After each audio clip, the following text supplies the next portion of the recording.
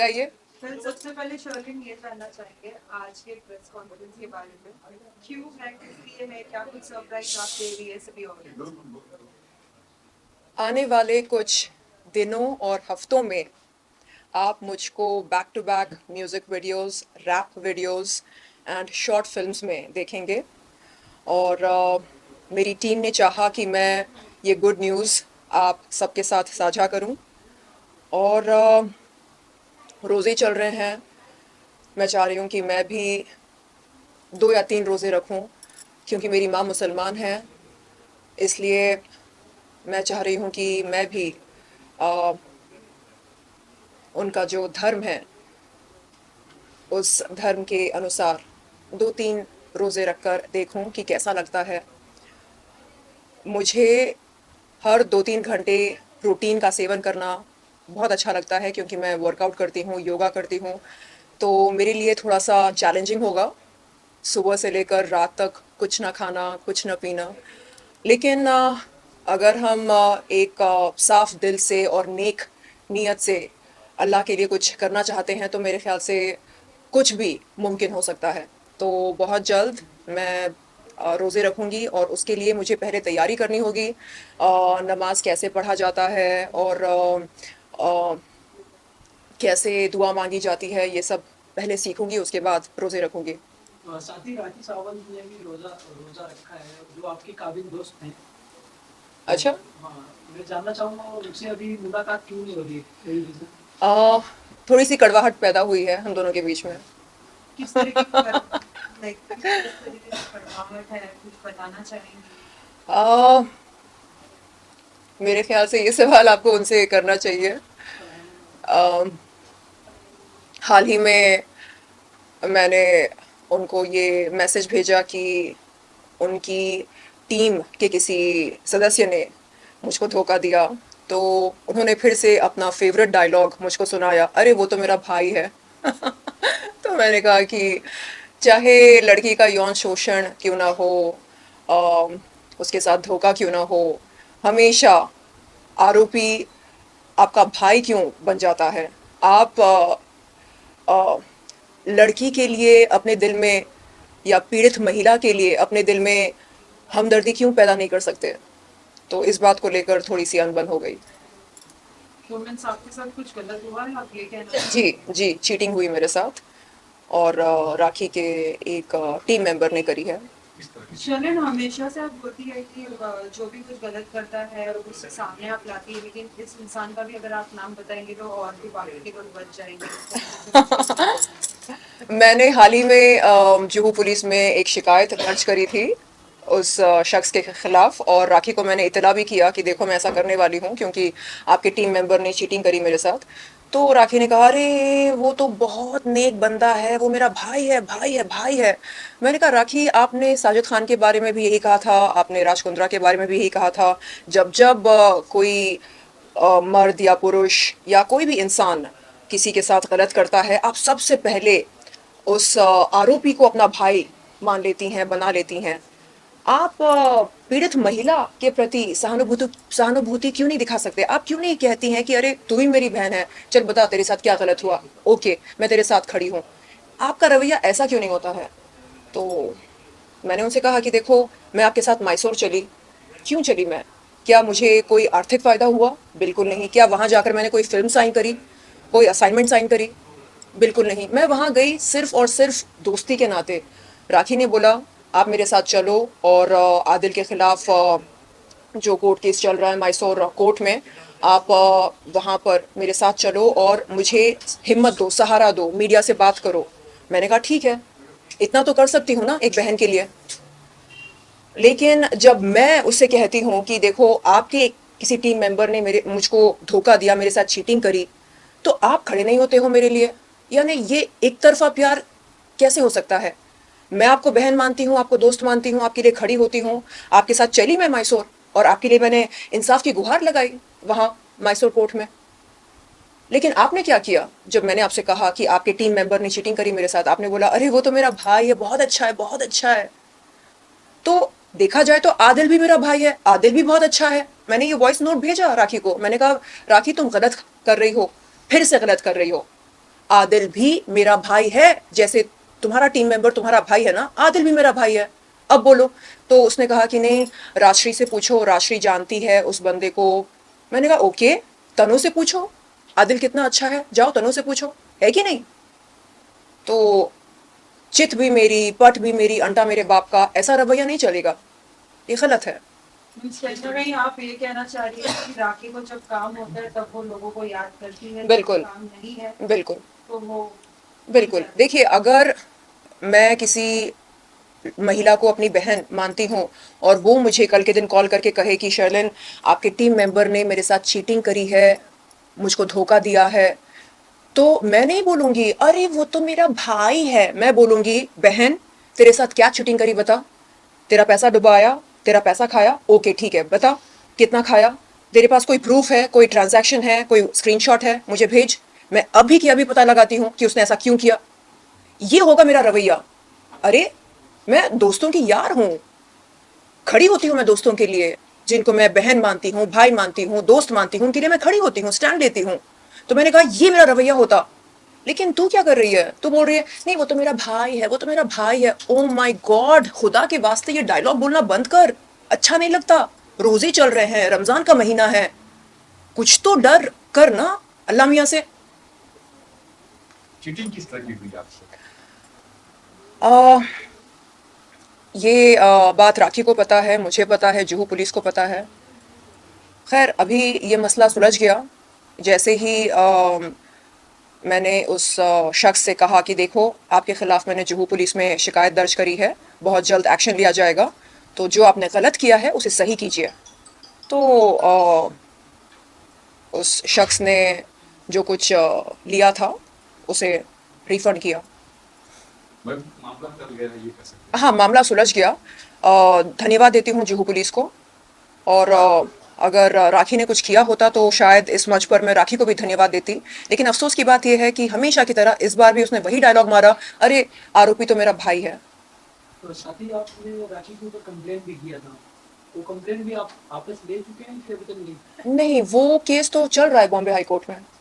जी, अगली तारीख है 17 अप्रैल। तो आपने कहा था आप केस वापस लेगी, तो आपने अभी तक वापस नहीं लिया। नहीं, मैंने कभी भी इन शब्दों का प्रयोग नहीं किया।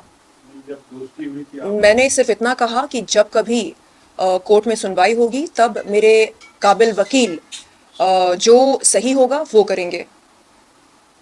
जी फिर साथ ही आपने कहा कि आपके नए प्रोजेक्ट्स आ रहे हैं, जी। किस तरीके के प्रोजेक्ट्स हैं प्लीज बताएं। बहुत जल्द आप मुझको एक कमर्शियल क्लब सॉन्ग में देखेंगे, एक रैप सॉन्ग में देखेंगे, एंड तीन back to back short films में देखेंगे। और इसके अलावा एक वेब सीरीज़ के लिए बात चल रही है। तो मैं बहुत खुश हूँ कि अब मैं वापस आ गई हूँ बैक विद अ बैंग। पहले अपनी यानी जो कोर्ट केस चल रहा था उसकी वजह से, प्लस अपने स्वास्थ्य की वजह से मैं फुल फॉर्म में काम नहीं कर पा रही थी। बट अभी ऑल इज़ वेल। ईश्वर की, अल्लाह की मेहरबानी है, कृपा है, सब बहुत अच्छा चल रहा है। फिर साथ ही हमेशा से हमने देखा है कि आपके बहुत सारे वीडियोस आते हैं सोशल मीडिया पे फिटनेस के। जी। प्लीज कुछ बताइए, summer days are going on as well as how what should people consume, what are good for their health. जैसे कि आप देख सकते हैं, हैव प्लेंटी ऑफ फ्लूइड्स। ये है पोमेग्रेनेट जूस, अनार का जूस है। तो जितना हो सके आप लिक्विड्स पीते रहिए। इसका मतलब ये नहीं कि आप सोमरस का सेवन करें, बिल्कुल नहीं। लिक्विड का मतलब fruit juice, water, healthy healthy drink. और फ्रूट्स खाएं एंड लाइट आहार खाएं, क्योंकि समर के टाइम पसीने बहुत छूटते हैं, प्यास बहुत लगती है, तो ऐसे में हेवी खाना खाना अच्छा नहीं रहता है। So I would encourage you all to eat light and eat very healthy food, पौष्टिक आहार खाएं। शर्मी, मेरा आखिरी सवाल, हाल ही में हमने देखा था प्रियंका का एक मैसेज आया है, हाल ही में भी वो मुंबई ना चाहिए, वो मुझे नहीं मिला था, इसलिए मैंने हॉलीवुड में एंटर किया, आपको क्या लगता है स्टिल बॉलीवुड में जिस तरीके से लोगों को मिलना चाहिए स्पेस, उनको अपने काम दिखाने का मौका मिलना चाहिए, उनको कॉर्नर किया जाता है, is it so, it is true still? ये प्रियंका चोपड़ा ने कहा कि उनको मौका नहीं मिला? क्या? उनको मौका नहीं मिला? जिस तरीके से माहौल ग्रुपिज्म चल रही है हाँ। बॉलीवुड में, उससे वो कहीं न कहीं साइडलाइन महसूस कर रही थी, इसलिए उनको हॉलीवुड चली गई, ऐसा हुआ। मुझे बिल्कुल नहीं लगता कि उनको मौका नहीं मिला। करण जौहर ने, शाहरुख खान ने, अक्षय कुमार ने, सभी बड़े बड़े कलाकारों ने, निर्देशकों ने, निर्माताओं ने उन्हें एक नहीं कई मौके दिए और उन्होंने बहुत अच्छे रूप से, अच्छे तरीके से उन मौक़ों का पूरा फ़ायदा लिया अपने करियर को आगे बढ़ाने के लिए। तो मेरे ख्याल से उन्हें थैंक यू बोलना चाहिए बॉलीवुड को, बॉलीवुड के तमाम कलाकारों को जिनके साथ उन्हें उन्हें काम करने का अवसर मिला।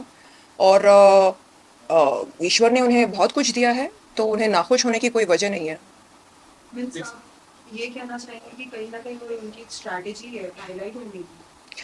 अम, देखिए, हम सब जानते हैं कि प्रियंका चोपड़ा ने बहुत अच्छी फिल्में की हैं और दिग्गज कलाकारों के साथ काम किया है। तो ऐसे में अगर आप ये बोलते हैं कि अरे बॉलीवुड ने मुझे मौका नहीं दिया, काम नहीं दिया, ये गलत होगा। ये डायलॉग मुझ पर सूट करता है। अगर मैं आपके सामने बैठकर ये बोलूँ कि बॉलीवुड ने मुझे मौका नहीं दिया, आप इस बात पर विश्वास कर सकते हैं। लेकिन प्रियंका चोपड़ा जैसे मंजे हुए कलाकार अगर ऐसा कहते हैं तो फिर हम क्या बोले हैं?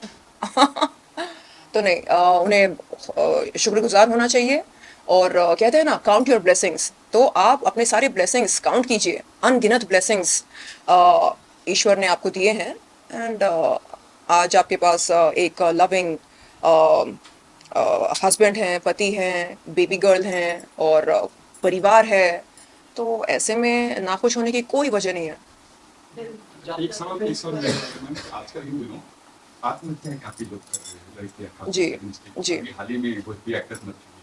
इस वक्त क्या भोजपुरी एक्ट्रेस आकांक्षा दुबे, उन्होंने आत्महत्या की है। अच्छा। फिर क्या कुछ कहेंगे, कोई भी इस तरह की काफी है, बॉलीवुड में काम नहीं मिल रहा है? मैं आपको दिखा सकती हूँ मेरे रिमाइंडर लिस्ट में ऐसा एक पॉइंटर है, do something about mental depression. तो ऐसा नहीं है कि मैं सिर्फ आई मी माई सेल्फ वाली दुनिया में जीती हूँ। मैं अक्सर इस बारे में सोचती हूँ कि क्या किया जाए। आमतौर पर जो छोटे शहरों से लड़कियां आती हैं, वो या तो प्यार में धोखा खाती हैं, या नहीं तो जब उन्हें कोई प्रोजेक्ट से हटा दिया जाता है, वो एकदम छोटा महसूस करने लगती हैं और उन्हें लगता है कि अब सब कुछ ख़त्म हो गया, अब जीकर इस दुनिया में जीकर कोई मतलब नहीं है।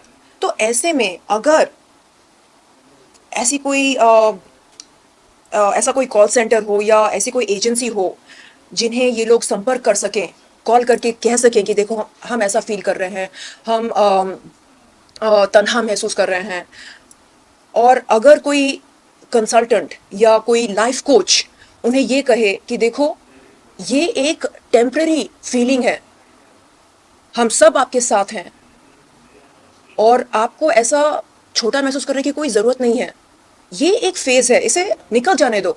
अब आप ऐसा फील कर रहे हैं, हो सकता है कि 10 मिनट के बाद आप ऐसा फील ना करें। तो उन्हें सही एडवाइस देने की हमें ज़रूरत है। और ये दिमाग कैसे काम करता है, मेंटल हेल्थ, हम कहते हैं मेंटल हेल्थ, ये होता क्या है? सब दिमाग का तो खेल है कि नहीं? मतलब मैं किडनी फेलियर कोई मामूली बात नहीं है, ऐसे ली किडनी फेलियर। तो उस परिस्थिति से मैं बाहर निकल कर आई हूँ, यानी मौत के मुंह से बाहर निकली हूँ मैं। उस समय मैं यही सोच रही थी कि अब तो मैं गई, और हेवी स्टेरॉइड्स खाने की वजह से मेरा चेहरा इतना हो गया था। शायद आपके पास वो फुटेज होगा, मैं बात कर रही हूँ 2021 सितंबर की। तो चेहरा एकदम गोल हो गया था चांद की तरह, एंड प्रोटीन लॉस होने लगा, जिसकी वजह से शरीर एकदम माचिस की काड़ी बन गई थी। तो आप इमेजिन करो, शरीर माचिस की काड़ी और चेहरा ऐसे गुब्बारे की तरह।